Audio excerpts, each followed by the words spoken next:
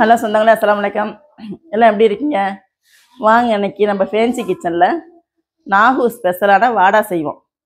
நாகூருக்கு நாங்கள் போகிறப்பெல்லாம் இந்த வாடா வாங்கி சாப்பிடுவோம். நாகூர் தர்காவுக்கு, எங்கள் அண்ணன் வீடு நாகூரில் இருக்குது, நாகூருக்கு எங்கள் அண்ணன் வீட்டுக்கு போகலாம் இந்த வாடா வாங்கி சாப்பிட்டுட்டு வருவோம். இல்லைன்னா 200 300 வாங்கிட்டு வீட்டுக்கு வருவோம்.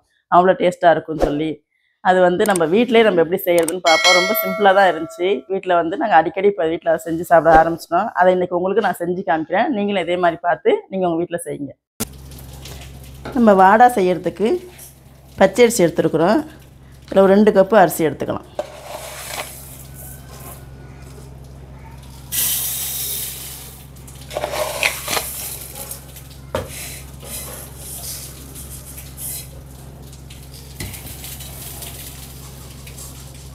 காப்படியில் ஒரு காப்படி ஒரு உலக்கு வருது. 3 மணி நேரத்துக்கு இதை ஊற வச்சுக்கலாம். நம்ம ஊற வச்ச அரிசி 3 மணி நேரம் நல்லா ஊறிடுச்சு. இப்போ தண்ணி இல்லாமல் வடித்து எடுத்துக்கலாம். நல்லா வடித்தாச்சு. இதை ஒரு துணியில் போட்டு எல்லா தண்ணியும் நல்லா இஞ்சிற மாதிரி கொஞ்சம் வடித்து எடுத்துக்குவோம். ஒரு 1/4 மணி நேரம் அப்படியே இருக்கட்டும். தண்ணி பூரா எல்லாம் வடிஞ்சதுக்கப்புறம் மிக்சியில் போட்டு நம்ம பொடி பண்ணி எடுத்துக்குவோம்.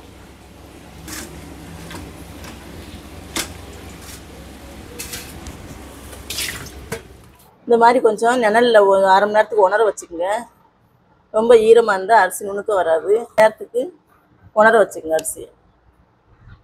நம்ம ஊற வச்ச அரிசியை நல்லா அப்படி பொடி பண்ணியாச்சு. இப்படி குறன்னு இருக்கணும். ரொம்ப நைஸாக அரைச்சிடாதீங்க. இப்படி குறன்னு இருக்கணும். அதிர்ச மாவு மாதிரி.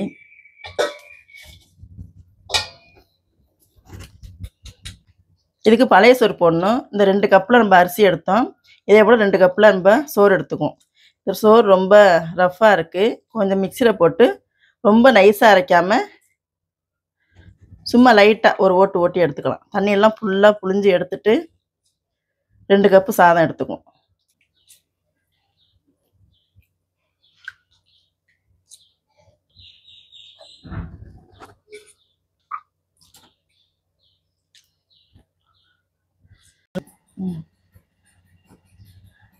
இப்போ 2 கப்பு சோறு எடுத்தாச்சு.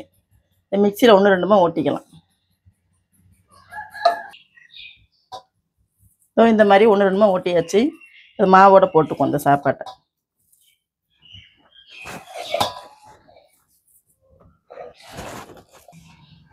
மாவும் சோறையும் போட்டு இந்த மாதிரி ஒன்றா பிணைஞ்சு வச்சுக்கோங்க. நல்லா கெட்டியாக இருக்கும். ஒரு 4 மணி நேரம் 5 மணி நேரம் ஊறணும் இந்த மாவும் சோறும் சேர்ந்து.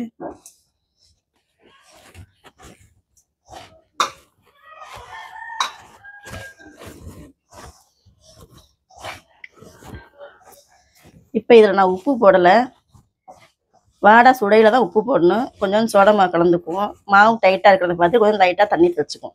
இப்போ வெறும் மாவும் சோறும் மட்டும்தான் போட்டு பிணைஞ்சு வைக்கணும். அப்புறம் சப்பாத்தி மாவு மாதிரி வந்துருச்சு. இதே போல் நீங்கள் செய்யுங்க. 4 மணி நேரம் இல்லாட்டி 5 மணி நேரம் ஊறணும்.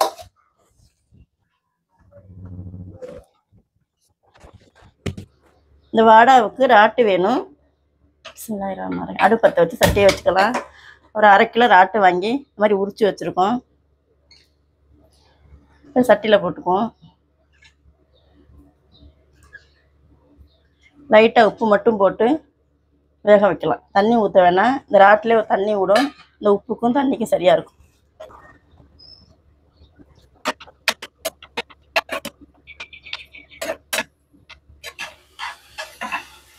அப்புறம் ராட்டு தண்ணியெல்லாம் வற்றி நல்லா சுருண்டு வந்துருச்சு. இப்போ இதை ஆஃப் பண்ணிக்கலாம். இப்போ இதுக்கு இந்த வாடாவுக்கு உள்ளடம் வேணும். அதுக்கு ஒரு சட்டியை வச்சு கொஞ்சம் எண்ணெயை ஊற்றிக்குவோம்.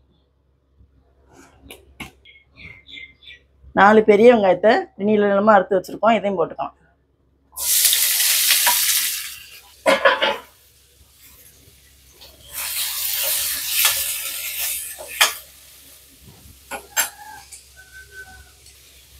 ஒரு பச்சை மிளகாய் கட் பண்ணி போட்டுக்கலாம்.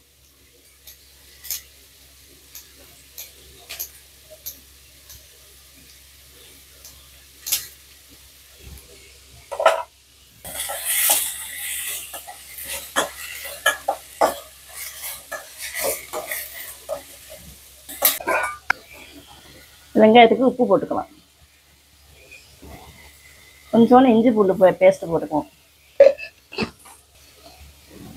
கொஞ்சோண்டு மஞ்சத்தூள் போட்டுக்கலாம்.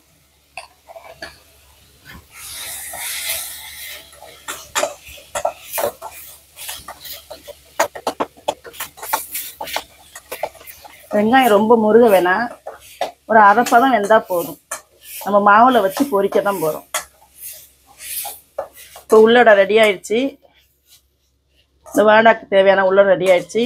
நம்ம ஆஃப் பண்ணிவிட்டு வாடா போடுவோம். இப்போ ஒரு அடுப்பத்தை வச்சு வானலியை வச்சுக்கலாம். இந்த வாடா பொரிக்க எண்ணெயும் ஊற்றிக்குவோம். எண்ணெய் காயட்டும். மாவு எப்படி இருக்குன்னு பார்க்கலாம். மாவு பாருங்கள் எவ்வளோ சாஃப்டாக நல்லா பொங்கி போய் வந்துருச்சு பாருங்கள். மாவு எப்படி பிணைஞ்சு வச்சதையும் பார்த்துருப்பீங்க, இப்போ எடுக்கிறதையும் பார்க்குறீங்க. இதுக்கு உப்பு போட்டுக்கலாம். மாவு நல்லா புளிச்சிருச்சு. உப்பு போட்டுக்கலாம், கொஞ்சம் சோடா மாவு போட்டுக்கலாம். மாவு நல்லா பிணைஞ்சிக்கலாம். இப்படி தான் சாஃப்டாக இருக்கணும் மாவு. அப்போ தான் வாடை நல்லா சாஃப்டாக மொறு மொறுன்னு நல்லாயிருக்கும். மாவு பிணைஞ்சாச்சு. நான் பால் பாக்கெட்டில் தண்ணியை தொட்டு ஒரு பாத்திரத்தில் வச்சுருக்கிறேன். அதை நம்ம மாவு கொஞ்சம் கொஞ்சமாக எடுத்து தட்டிக்கலாம். அதிர்ஷ்டம் தட்டுற மாதிரி தட்டிக்குவோம். மாவு எடுக்கிறப்பெல்லாம் தண்ணியை தொட்டுக்குங்க, அப்போ தான் மாவு கையில் ஒட்டாமல் வரும். இந்த மாதிரி மாவு கொஞ்சம் எடுத்து வச்சுட்டு நம்ம உள்ளடை செஞ்சு வச்சுருக்கோம்ல, அதை எடுத்து கொஞ்சம் மேலே வச்சுக்கலாம். மறுபடியும் கொஞ்சம் மாவு எடுத்து அந்த வெங்காயத்துக்கு மேலே வச்சுக்குவோம். தண்ணியை தொட்டுங்க, தண்ணி தொட்டு அதை எடுத்தால் தான் சரியாக வரும். அதுக்கு மேலே நம்ம வேக வச்ச இறாலை வச்சுக்குவோம். நம்மளுக்கு எத்தனை இறால் வேணுமோ அத்தனை வச்சுக்கலாம். 2 வச்சுக்கலாம், 3 வச்சுக்கலாம். நான் 4 வைக்கிறேன், 4 சைடும். வீட்டுக்கு தானே நல்லா சாப்பிடட்டுன்ட்டு. வெளியில் விற்கிறவங்க 2 தான் வைப்பாங்க. வீட்டுக்கு வைக்கிறதுனால 4 வச்சுருக்குறோம். நல்லா எண்ணெய் காஞ்சிருச்சு. நம்ம தட்டி வச்ச வாடாவை எடுத்து எண்ணெய்க்குள்ளே போட்டுக்கலாம். நல்லா 2 பக்கமும் செவக்க திருப்பி போட்டுக்கலாம். அதிர்ஷ்ட மாதிரியே தான் இருக்கும். அடுத்தது நாங்கள் போடுறோம். அதே போல் மாவை தட்டிக்கிட்டு கொஞ்சம் உள்ளடத்தையும் வச்சு, கடையில் வாங்கினா அந்த உள்ளடத்தை தனியாக பையில் கட்டி தருவாங்க, கேரி பையில். நம்ம இதிலே வச்சு தட்டி விட்றோம். நம்ம அது சாப்பிட மாட்டாங்க வெங்காயத்தை தனியாக கொடுத்தா, அதனால் இதிலே வச்சு தட்டி அதுக்கு மேலே கொஞ்சம் வச்சு ராட்டை வச்சு போடுறோம். இதே போல் போட்டு எடுத்துக்கங்க. இது முக்கால்வாசி எல்லாம் நாகூர் சைடு தான் இது ஃபேமஸ். அது வாடானா நாகூர் தான். பெரிய யானையை பிடிச்சி கட்டுற வேலை, குதிரையை பிடிச்சி கட்டுற வேலைன்னு நினச்சோம். கடைசியில் பார்த்தா எவ்வளோ சிம்பிளாக சூப்பராக இருக்கு வருது பாருங்கள். இதே போல் நீங்களும் செஞ்சு பாருங்கள்.